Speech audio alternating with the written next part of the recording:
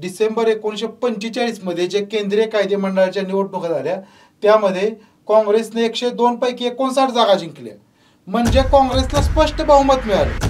आता वायव्य सरहद प्रांतात काँग्रेसनं जास्त जागा जिंकण्याचं कारण काय, तर तिथले जे नेते होते खान अब्दुल गफार खान किंवा ज्यांना आपण बादशाह खान म्हणून ओळखतो किंवा ज्यांना आपण सरहद गांधी म्हणून ओळखतो, त्यांच्यामुळे ते संयुक्त प्रांत म्हणजेच त्याला आपण म्हणतो युनायटेड प्रोव्हिन्सीस. युनायटेड प्रोव्हिन्सीस म्हणजेच युनायटेड प्रोव्हिन्सीस UP, आणि आता पण त्याला UP म्हणून ओळखलं जातं. त्यावेळेचा संयुक्त प्रांत म्हणजे सध्याचा उत्तर प्रदेश.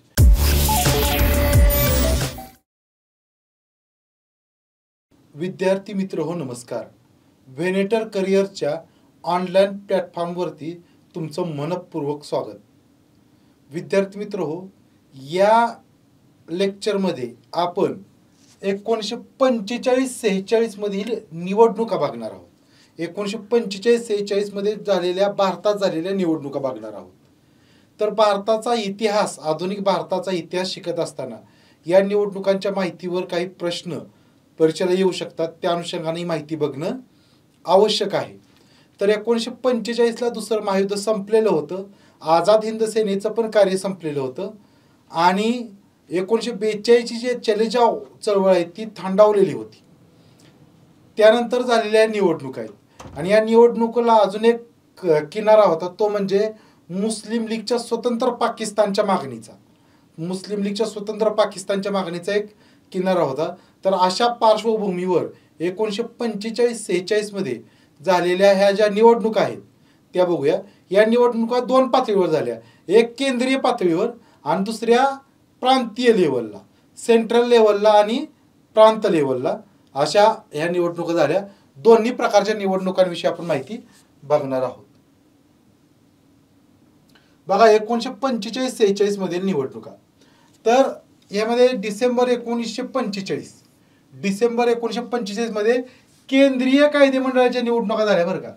बघा केंद्रीय कायदे मंडळाच्या म्हणजे सेंट्रल लेवलच्या निवडणुका झाल्या. त्या झाल्या कधी, डिसेंबर 1945ला. डिसेंबर 1945ला केंद्रीय कायदे मंडळाच्या निवडणुका झाल्या. पण या निवडणुका झाल्या कोणत्या कायद्यानुसार, तर 1919च्या कायद्यानुसार. हे लक्षात घेणं गरजेचं. केंद्रीय कायदे मंडळाच्या ज्या निवडणुका डिसेंबर 1945ला झाल्या ते 1919च्या कायद्यानुसार झाल्या. 1935च्या कायद्यानुसार होऊ शकल्या नाहीत, कारण 1935च्या कायद्यानुसारचं जे कायदे मंडळ आहे ते अस्तित्वातच आलं नाही. त्याला अनेक मुद्द्यांवरून विरोध झाला, त्यामध्ये संघराज्य अस्तित्वात आलं नाही 1935च्या कायद्यानुसार. आणि 1935च्या कायद्यानुसार केंद्रीय कायदे मंडळ सुद्धा अस्तित्वात आलं नाही. त्यामुळे 1935च्या कायद्यानुसार या निवडणुका झाल्या नाहीत. 1945ला ज्या निवडणुका झाल्या डिसेंबर 1945ला केंद्रीय कायदे मंडळाच्या, त्या झाल्या 1919च्या कायद्यानुसार. हे त्या लक्षात ठेवणं गरजेचं आहे. आणि याच्यात 102 जागा ह्या निवडून द्यायच्या होत्या. किती? 102 जागा ह्या निवडून द्यायच्या होत्या. 102 जागांपैकी काँग्रेसनं जिंकल्या किती? 59 जागा. काँग्रेसनं जिंकल्या 59 जागा. मुस्लिम लीगनं जिंकल्या 30 जागा आणि युरोपियनांनी जिंकल्या 8 जागा. बघा डिसेंबर 1945 मध्ये जे केंद्रीय कायदे मंडळाच्या निवडणुका झाल्या त्यामध्ये काँग्रेसने 102 पैकी 59 जागा जिंकल्या, म्हणजे काँग्रेसला स्पष्ट बहुमत मिळालं. 102 जागांपैकी 59 जागा म्हणजे काँग्रेसला स्पष्ट बहुमत निघालं. मुस्लिम लीग हा विरोधी पक्ष ठरला आणि युरोपियनांना 8 जागा मिळाल्या. आणि ह्या जे काँग्रेस कायदे मंडळात काँग्रेसला जे बहुमत मिळालं, तर कायदे मंडळात काँग्रेस गेल्यानंतर काँग्रेसचे नेते तिथं कोण होते हे लक्षात ठेवणं गरजेचं आहे. काँग्रेसचे नेते होते शरदचंद्र बोस. बघा डिसेंबर 1945च्या निवडणुकानंतर केंद्रीय कायदे मंडळातील काँग्रेसचे नेते कोण होते? काँग्रेसचे जे लोक निवडून गेले होते त्यांचे नेते होते शरदचंद्र बोस होते. तर मुस्लिम लीगचे जे लोक निवडून गेले होते त्यांचे कायदे मंडळातील नेते कोण होते? तर मोहम्मद अली जिना हे मुस्लिम लीगचेच नेते होते डिसेंबर 1945ला. अशा पद्धतीने आपण बघितलं केंद्रीय कायदे मंडळाच्या निवडणुका. तर केंद्रीय कायदे मंडळामध्ये स्पष्टपणे काय झालं? काँग्रेसलाच बहुमत प्राप्त झालं. त्यानंतर बघा जानेवारी 1946ला काय झालं? प्रांतिक कायदे मंडळाच्या निवडणुका झाल्या. बघा डिसेंबर 1945ला केंद्रीय कायदे मंडळाच्या निवडणुका झाल्या. त्यानंतर लगेच पुढल्या महिन्यात म्हणजे 1 महिन्यानंतर जानेवारी 1946ला काय झालं, प्रांतिक कायदे मंडळाच्या निवडणुका झाल्या. पण या प्रांतिक कायदे मंडळाच्या निवडणुका मात्र कोणत्या कायद्यानुसार झाल्या, 1935च्या कायद्यानुसार झाल्या. प्रांतिक कायदे मंडळाच्या निवडणुका ह्या झाल्या 1935च्या कायद्यानुसार झाल्या, हे लक्षात ठेवणं गरजेचं. हे प्रांतिक कायदे मंडळाच्या 1935च्या कायद्यानुसार झाल्या. कारण 1935च्या कायद्यात सांगितल्याप्रमाणे लगेच 1937ला काय झालं, भारतामध्ये 11 प्रांतांची निर्मिती करण्यात आली. किती? 11 प्रांतांची निर्मिती करण्यात आली. आणि त्यामुळं 1935च्या कायद्यानुसारच भारतात 11 प्रांत अस्तित्वात आले होते. त्यामुळे या प्रांतांमधल्या निवडणुका ह्या 1935च्या कायद्यानुसार झाल्या. पण केंद्रीय कायदे मंडळाच्या निवडणुका मात्र 1919च्या कायद्यानुसार झाल्या. तर या निवडणुकांमध्ये काय झालं, तर काँग्रेसने जवळजवळ काय जिंकलं, तर सर्व प्रांतात बघा काँग्रेसने जवळजवळ सर्व प्रांतात जवळजवळ सर्व नॉन मुस्लिम जागा जिंकल्या. म्हणजे काँग्रेसने काय केलं, सर्वच प्रांतात जवळजवळ सर्वच प्रांतात काय जिंकलं, तर सर्वच्या सर्व नॉन मुस्लिम जागा जिंकल्या. सर्व नॉन मुस्लिम जागा कोणी जिंकल्या, काँग्रेस जिंकल्या. तसेच वायव्य सरहद प्रांत जो होता किंवा वायव्य सीमा प्रांत होता, बघा वायव्य सीमा प्रांत हा कोण होता, तर मुस्लिम बहुल प्रांत होता. तिथं मुस्लिमांची संख्या जादा होती. वायव्य सरहद प्रांतात मुस्लिमांची संख्या जादा होती. त्या प्रांतात सुद्धा हा मुस्लिम बहुसंख्य प्रांत होता. तिथं सुद्धा काय केलं, बहुसंख्य मुस्लिम जागा जिंकल्या.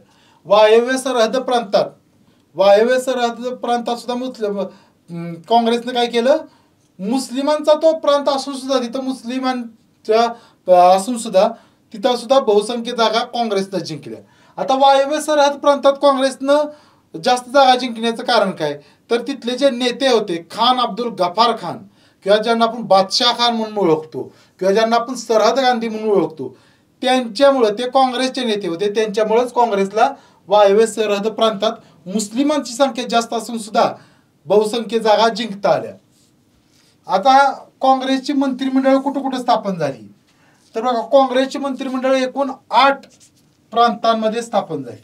काँग्रेसची मंत्रिमंडळ किती प्रांतांमध्ये स्थापन झाली, तर एकूण 8 प्रांतांमध्ये काँग्रेसची मंत्रिमंडळ स्थापन झाली 1946च्या निवडणुकीनंतर. तर ते 8 प्रांत कोणते, पहिला तर आहे वायव्य सरहद प्रांत, दुसरा आसाम, तिसरा बिहार, चौथा ओडिशा, पाचवा आहे संयुक्त प्रांत. संयुक्त प्रांत म्हणजेच त्याला आपण म्हणतो युनायटेड प्रोव्हिन्सीस. युनायटेड प्रोव्हिन्सीस म्हणजेच युनायटेड प्रोव्हिन्सीस यूपी. आणि आता पण त्याला यूपी म्हणून ओळखलं जातं. त्यावेळेचा संयुक्त प्रांत म्हणजे सध्याचा उत्तर प्रदेश. त्यानंतर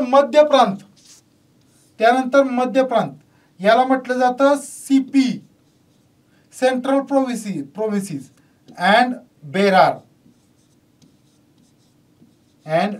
म्हणून त्याला ओळखलं. सीपी अँड बेरार असं ओळखलं. बेरार म्हणजे विदर्भाला बेरार असं म्हटलं जायचं. विदर्भाला वऱ्हाड असं म्हटलं जातं ना, तर वऱ्हाड हा उच्चार इंग्रजांना करता येत नव्हता, त्यामुळे इंग्रज त्याला बेरार असं म्हणायचे. तर मध्य प्रांत आणि वऱ्हाड हा जो एक प्रांत होता, तो प्रांतात सुद्धा काँग्रेसचं सरकार आलं. म्हणजे सध्याचा विदर्भ आहे तो कुठं होता, मध्य प्रांतात होता. त्यानंतर मद्रासमध्ये पण काँग्रेस सरकार आलं आणि मुंबई प्रांतात पण काँग्रेसचं सरकार आलं. मुंबई प्रांत तर काँग्रेसचा बालेकिल्लाच होता, कारण मुंबई प्रांतातलेच काँग्रेसचे सर्वात मोठे जे नेते होते महात्मा गांधी हे मुंबई प्रांतातलेच होते. ते मुंबईमध्ये तर काँग्रेसचंच सरकार आलं. अशा 8 प्रांतांमध्ये मिळून काँग्रेसचं सरकार आलं.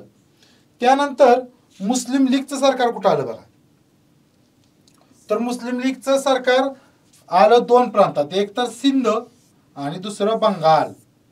सिंध आणि बंगाल. सिंध हा जो आहे तो सध्या पाकिस्तानमध्ये गेलेला प्रदेश आहे. तर सिंध प्रांतात काय झालं, मुस्लिम लीगनं मंत्रिमंडळ बनवलं आणि बंगाल प्रांतात पण मुस्लिम लीगनं बनवलं. कारण बंगाल प्रांत जो त्यावेळेचा होता 1946चा, तो बंगाल प्रांत म्हणजे सध्याचा पश्चिम बंगाल हे राज्य, आणि त्याचबरोबर सध्याचा बांगलादेश आणि पश्चिम बंगाल राज्य असं दोन्ही मिळून त्यावेळेचा बंगाल प्रांत होता. तिथं मुस्लिम लीगची सत्ता आली.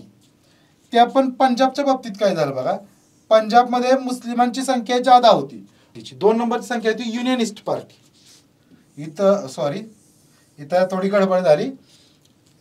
तर मुद्दा एक लक्षात घ्या, पंजाबमध्ये सर्वात जादा लोकसंख्या होती मुस्लिमांची. 2 नंबर संख्या होती शिखांची आणि त्यानंतरची संख्या होती हिंदूंची. तरी पण पंजाबमध्ये काय झालं तर युनियनिस्ट पार्टी म्हणून तिथं होती. तर युनियनिस्ट पार्टीलाच तिथं बहुमत मिळालं. म्हणजे युनियनिस्ट पार्टीच्या सर्वात जास्त जागा आल्या. मग या युनियनिस्ट पार्टीने काय केलं, काँग्रेसला सोबत घेऊन मंत्रिमंडळ बनवलं. युनियनिस्ट पार्टीने काय केलं, पंजाबमध्ये काँग्रेसला सोबत घेऊन मंत्रिमंडळ बनवलं. कारण युनियनिस्ट पार्टीच्या जागा जर जास्त आल्या तर त्यांना बहुमताचा आकडा गाठता आला नाही, त्यामुळे त्यांना काँग्रेसला सोबत घ्यावं लागलं. अशा पद्धतीने काय झाल्या, ह्या प्रांतिक कायदेमंडळाच्या निवडणुका झाल्या.